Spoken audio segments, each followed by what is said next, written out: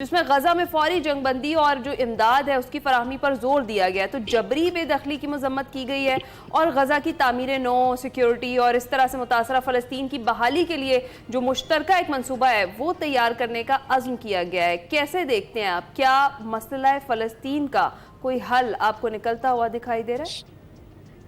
ہے؟ جی ہاں، بس اب تو جتنی تباہی اور بربادی مچانی تھی اسرائیل نے، وہ تقریباً اس کے آخری فنیشنگ اسٹیج پر ہے۔ اور جب تک یہ جو اعلامیہ نکلا ہے اور اس کے مطابق جو اس کے نکات سامنے آئی ہیں، اس کے ریکنسٹرکشن کے بارے میں، جبری بے دخلی کے بارے میں، اور اس کے علاوہ سیز فائر کے بارے میں، اس کے علاوہ وہاں امن قائم کرنے کے بارے میں، یہ ساری باتیں جو گفتگو سامنے آئی ہیں اور جو پس پردہ اس کے علاوہ ہو سکتی ہیں، اس کا مقصد تو یہی ہے کہ جو وہاں تباہی بربادی پھیلانی تھی اسرائیل نے، جیسے 1948 میں اس نے پھیلائی تھی، جس طرح 67 میں پھیلائی تھی، اس سے کئی گنا زیادہ اب غزہ میں کیا ہے۔ غزہ تو اب جو ڈھیر بن گیا ہے بم اور بارود، تقریباً میں کل کیلکولیشن کر رہا تھا پاؤنڈز میں، تو 10 لاکھ پاؤنڈ تقریباً بم اور بارود اس چھوٹے سے ٹکڑے پر، غزہ پر 365 اسکوائر کلومیٹر پہ پھینکا گیا ہے۔ یہاں تو اب کئی برس جو پریسیشن امونیشن کا ڈپلیٹڈ یورینیم، اس کے ہی اثرات اتنے ہوں گے کہ وہاں انسانی جانیں، انسانی امراض، انسانی صحت، بچوں کی صحت بہت افیکٹ ہوگی۔ تو آ جاتے ہیں اس بات پر کہ اب نظر منظرنامہ یہی آ رہا ہے کہ یہ جو انہوں نے اربوں ڈالر کا نقصان کیا ہے، جو بلڈنگوں کو مسمار کر کے زمین بوس کر دیا ہے، اور کل ہی آپ نے دیکھی ہوگی کہ ان کے ڈیفنس منسٹر اپنی کیبنٹ کو تصاویر دکھلا رہے تھے ان بارودی سرنگوں کو جو کہ بڑی بڑی بلڈنگوں کی فاؤنڈیشن میں لگا کر اس کو زمین بوس کیا جا رہا تھا۔ اس کا مطلب کیا ہوا؟ اس کا مطلب یہ ہوا کہ وہ بالکل فلسطین کو جس طریقے سے تباہ و برباد کر دیں گے تو وہاں تو لوگ ویسے بھی رہنا پسند نہیں کریں گے، تو جو مقصد تھا بے دخلی کا تو ویسے ہی آدھے سے زیادہ پورا ہو چکا۔ جیسے ہی وہ بارڈر پر سے پابندی ہٹائیں گے، فلسطینی گو کہ اپنے سرزمین کو نہیں چھوڑنا چاہتے، لیکن جب تک وہ اس قابل نہ ہو سرزمین کہ وہاں رہ سکے، انسانی جانیں بچ سکیں، اس وقت تک تو وہ کہیں نہ کہیں پناہ لیں گے، چاہے کہ اپنے عزیز و رشتہ داروں کے پاس، کہیں اور کہیں تو پناہ لیں گے وہ۔ تو بہرحال اب اس کا جو منظرنامہ نظر آ رہا ہے کہ وائٹ ہاؤس میں 29 تاریخ کو نیتن یاہو اور ڈونلڈ ٹرمپ کی میٹنگ ہوگی، اور اس میٹنگ میں یہ جو آپ گفتگو ابھی کر رہے ہیں اسلامک ممالک سے، جو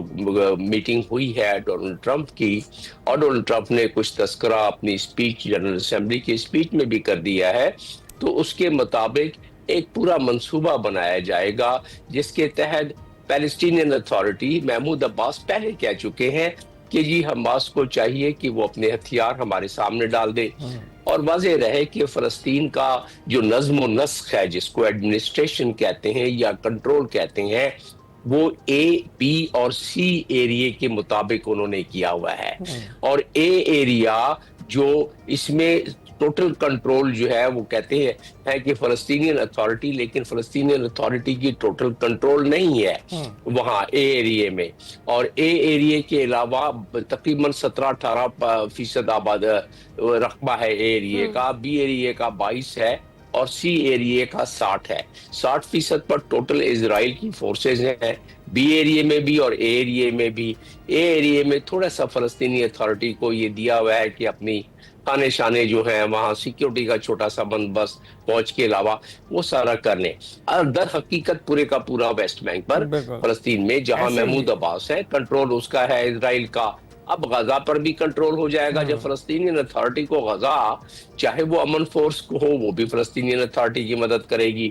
تو مقصد جو تھا وہ حاصل ہو گیا۔ یہ وہی مقصد ہے جو کہ تاریخ میں دیا گیا ہے، جو کہ زائرنزم کی آپ نے کبھی پہلے دیکھا کہ یہ ہمارے ماڈرن ڈے تاریخ کا تو ایک بڑا المیہ ہے، انسانی المیہ ہے، لیکن کیا اس سے پہلے اس غزہ تنازع، یہ جو اسرائیل اور فلسطین تنازع میں آپ کو اتنی شدت دکھائی دی ہے جتنی شدت اس بار تھی؟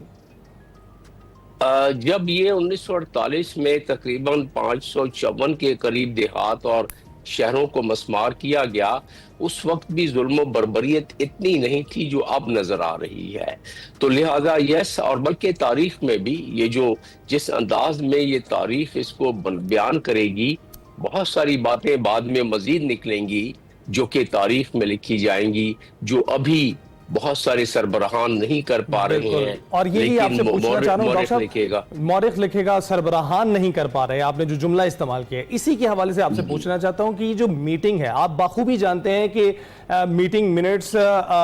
جو ہیں جب شائع کی جاتے ہیں، جب عوام الناس تک پہنچائے جاتے ہیں، اس کی ٹائمنگ بہت میٹر کرتی ہے. اور اس وقت جو ہم دیکھ رہے ہیں تواتر کے ساتھ ڈونلڈ ٹرمپ ملاقاتیں کر رہے ہیں مسلم ممالک کے سربراہان کے ساتھ، ایک الگ میٹنگ کی ہے اور ون آن ون میٹنگز بھی جاری ہیں. آج ہمارے وزیر اعظم سے بھی ملاقات ہونے والی ہے، ہمارے نائب وزیر اعظم اور فیلڈ مارشل صاحب بھی اس میں شرکت کرنے کا ان کا امکان ہے. تو آپ سمجھتے ہیں کہ یہ جو ون آن ون ملاقاتیں ہیں یہ سمبولک ہیں؟ اس کے ساتھ ساتھ جو اعلامیہ جاری کیا گیا ہے وہ عرب لیگ کی جانب سے کیا گیا ہے، OIC کی جو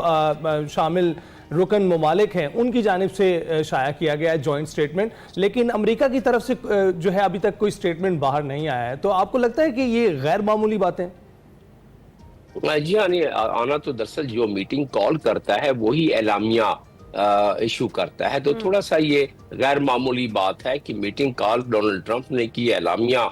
عرب لیڈرز کی طرف سے آ رہا ہے. تو بہرحال یہ تھوڑا سا غیر معمولی ہے، لیکن چلیں کچھ تو باتیں سامنے آئیں دنیا کے کہ کیا ہوا تھا. لیکن یہ ہے کہ جیسے میں کہہ رہا تھا کہ اس قسم کے جو میٹنگ ہوتی ہیں اس میں بہت ساری چیزیں پس پردہ بھی ہوتی ہیں. اور یہ جو احتمال تھا کہ جب بھی غزہ کا مسئلہ حل ہوگا، غزہ کا مسئلہ کیا مطلب، اسرائیل چاہتا تھا کہ اس کو جس طرح برباد کر دے. اب 29 کا میں نے ذکر کیا جب میٹنگ نیتن یاہو اور ڈونلڈ ٹرمپ کی ہوگی، اس سے پہلے حماس کو تقریباً وہ ایلیمینیٹ کرنا چاہیں گے. اور حماس کو جس طریقے سے بلڈنگوں کو بارودوں سے اڑا رہے ہیں، ان کا مقصد یہ ہے کہ جو تھوڑی بہت ٹنلز رہ گئے ہیں بیچ میں وہ بھی اسی کے ساتھ مسمار ہو جائیں. تو وہ محسوس ہوتا ہے کہ جو باقی 20 زندہ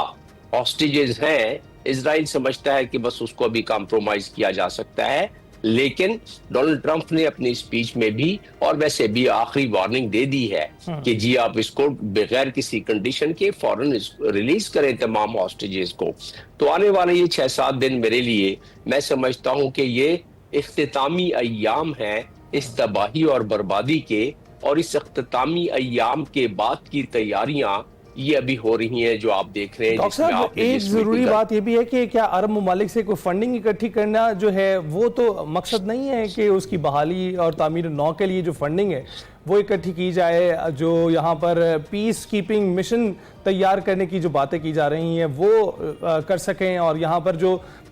ہم بربادی کے مناظر دیکھ رہے ہیں جس کے ذمہ دار کوئی اور ہیں اور ذمہ داری کسی اور کو دی جا رہی ہے؟ دیکھیں ہر طریقے سے یہ عرب ممالک کو ہی اس کا کہا جائے گا کہ آپ نہیں یہ بل دینا ہے سارا، آپ نہیں اس کی ڈیولپمنٹ کے لیے پیسے خرچ کرنے ہیں. نہیں لگتا باتوں سے امریکہ کے لیڈران کے اور جو NY ہیں، اسپیشل NY غزہ کے اور فلسطین کے، انہوں نے کس پوائنٹ کا ایک ایشو کر دیا ہے منصوبہ، اس میں ساری کی ساری ریکنسٹرکشن محسوس ہوتا ہے کہ یہی جو ہمارے پیٹرو ڈالر سے مالا مال ممالک ہیں جنہوں نے تقریباً 3-4 ٹریلین ڈالر کے معاہدے کیے ہیں امریکہ سے، ان سے ہی یہ پیسے حاصل کیے جائیں گے تاکہ اس کی ریکنسٹرکشن. اگر انہوں نے نہیں دیا تو وہی بات جو ڈونلڈ ٹرمپ نے کی تھی کہ ریویرا آف مڈل ایسٹ، تو پھر وہ خود اپنا بنا لیں گے، جس کے لیے ڈونلڈ ٹرمپ نے پہلے ہی میٹنگ کی ہوئی ہے ٹونی بلیئر سے اور جیری کشنر سے کہ وہ کس طرح فلسطین کا ایک پروجیکٹ بنائیں گے. الٹیمیٹلی اسی طرف جا رہے ہیں کیونکہ عرب ممالک. اور اسی سے ملتی جلتی بات کل جو فرانسیسی صدر ہیں انہوں نے بھی کی ہے ڈاکٹر صاحب. جی فرانسیسی صدر نے تو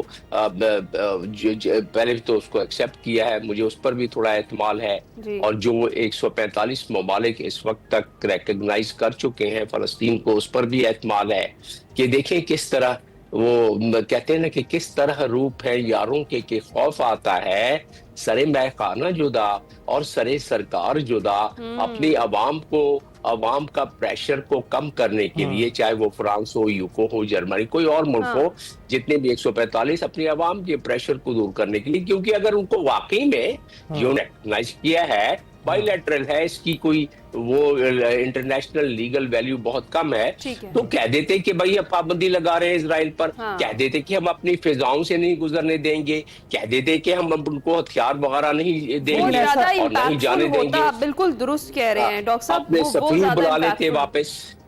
اپنے سفیر واپس بلا لیتے۔ لیکن ایسا کچھ نہیں ہوا ڈاکٹر صاحب۔ ابھی بتائیے گا کہ آپ بخوبی جانتے ہیں یہ جو سفارتی تعلقات ہوتے ہیں، کیا اس طرح کی ملاقاتوں سے آپ کی تقریریں متاثر ہو سکتی ہیں؟ اس طرح کے میٹنگوں سے کیا متاثر ہو سکتی ہیں؟ آپ کی تقریر متاثر ہو سکتی ہے؟ کیونکہ ہمارے وزیر اعظم بھی جو ہیں کل تقریر کرنے والے ہیں UNGA میں، تو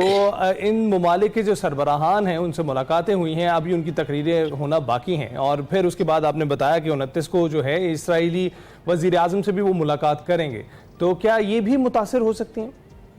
دیکھیں نا، یہ تو جو تقاریریں ہیں